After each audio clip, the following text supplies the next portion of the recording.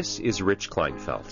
And this is Phil Murray with The Making of a Nation, a VOA special English program about the history of the United States.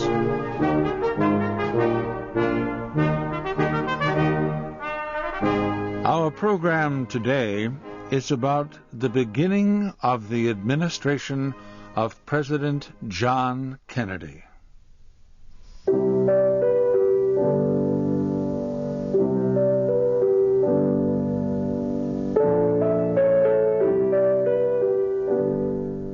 January 20th, 1961. John Kennedy was to be sworn in that day as President of the United States. It had snowed heavily the night before.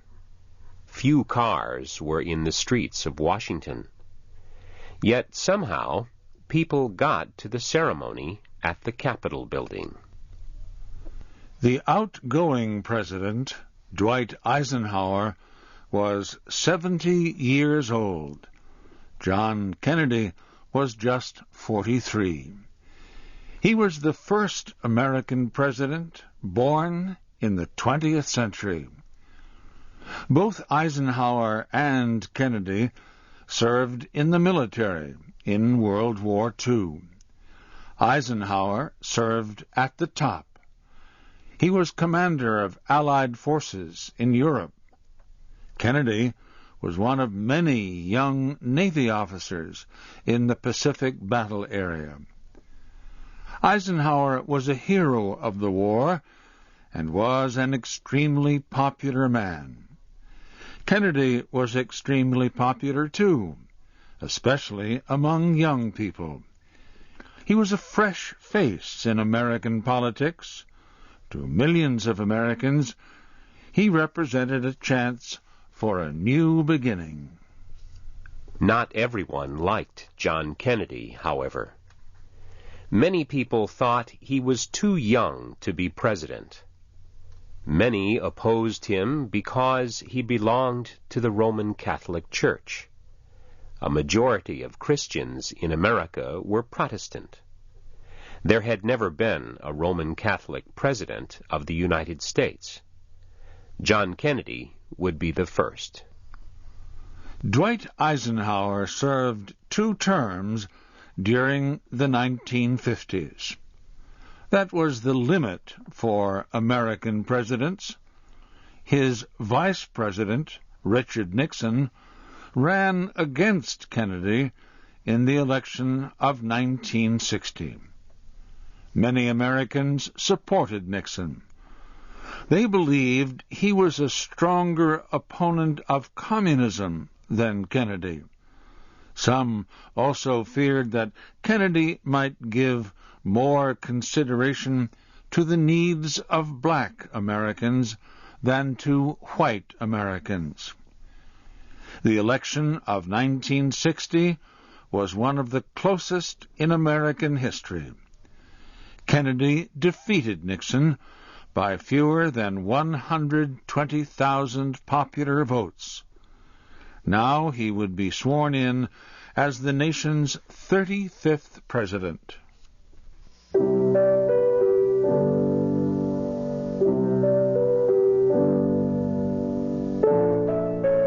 One of the speakers at the ceremony was Robert Frost. He was perhaps America's most popular poet at the time. Robert Frost planned to read from a long work he wrote especially for the ceremony, but he was unable to read much of it. The bright winter sun shone blindingly on the snow. The cold winter wind blew the paper in his old hands. John Kennedy stood to help him. Still, the poet could not continue. Those in the crowd felt concerned for the 86-year-old man. Suddenly, he stopped trying to say his special poem.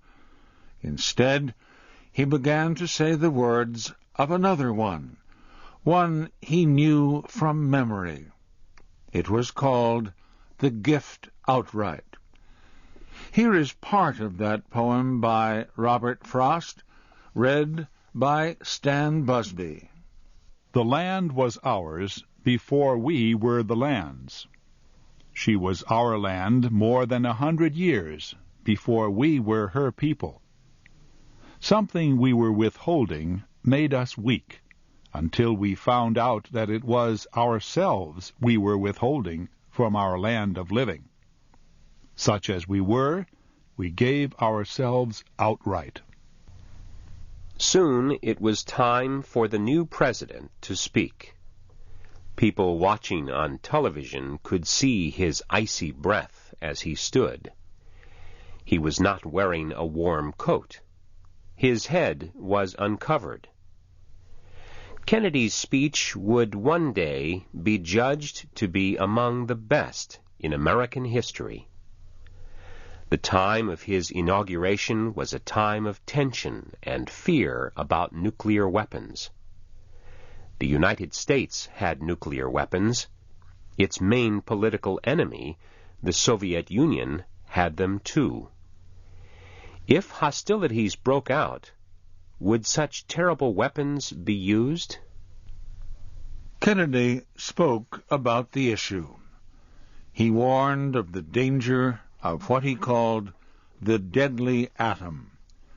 He said the United States and communist nations should make serious proposals for the inspection and control of nuclear weapons. He urged both sides to explore the good in science instead of its terrors. Together let us explore the stars, conquer the deserts, eradicate disease, tap the ocean depth, and encourage the arts and commerce. Let both sides join in creating a new endeavor, not a new balance of power, but a new world of law, where the strong are just, and the weak secure, and the peace preserved. Kennedy also spoke about a torch, a light of leadership, being passed from older Americans to younger Americans. He urged the young to take the torch and accept responsibility for the future. He also urged other countries to work with the United States to create a better world.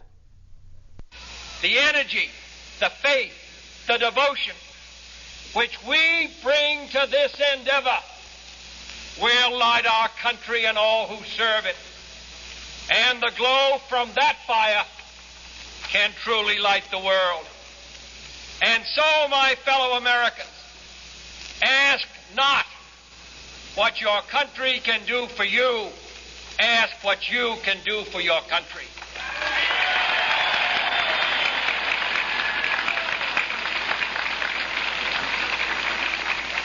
My fellow citizens of the world, ask not what America will do for you, but what together we can do for the freedom of man.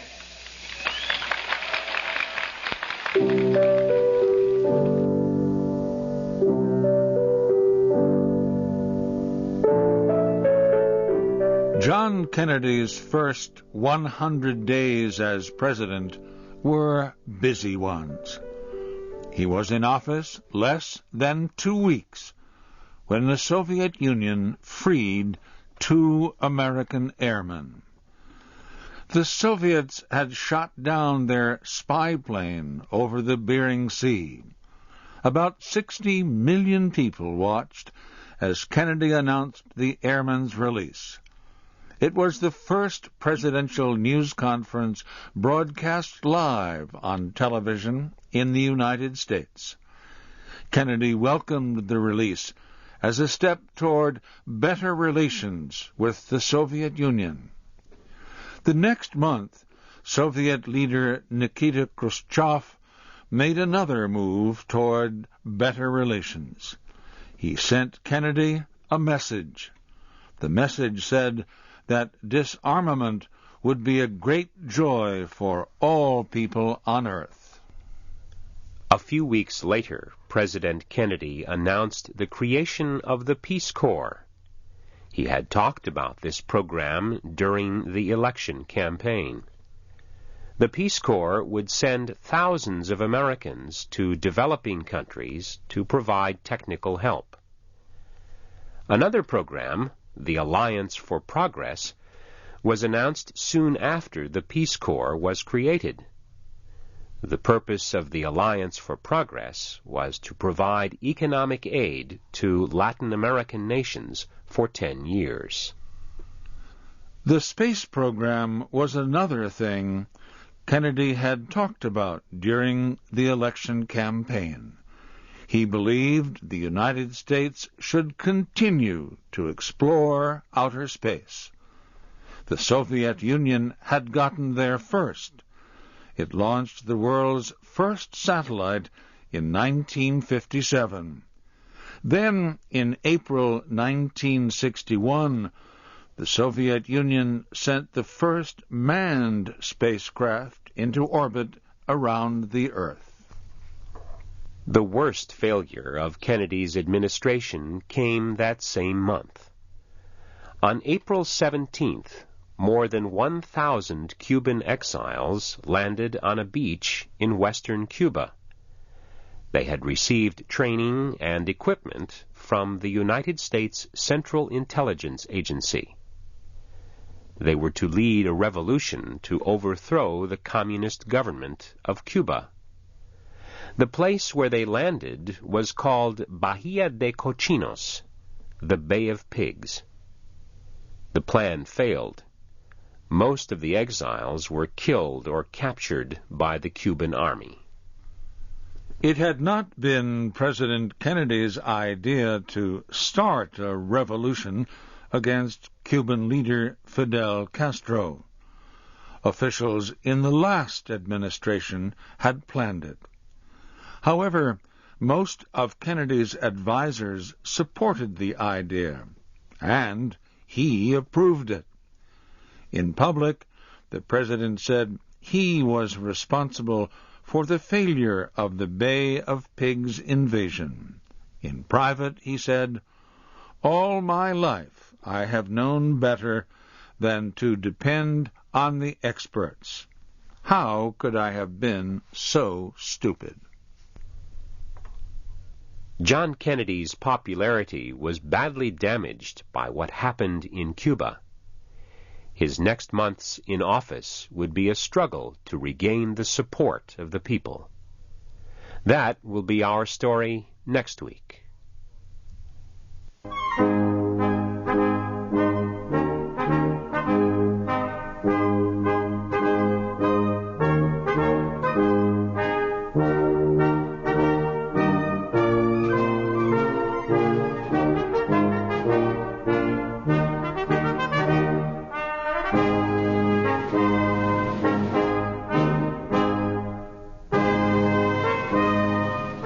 This program, The Making of a Nation, was written by Jerry Watson and produced by Paul Thompson.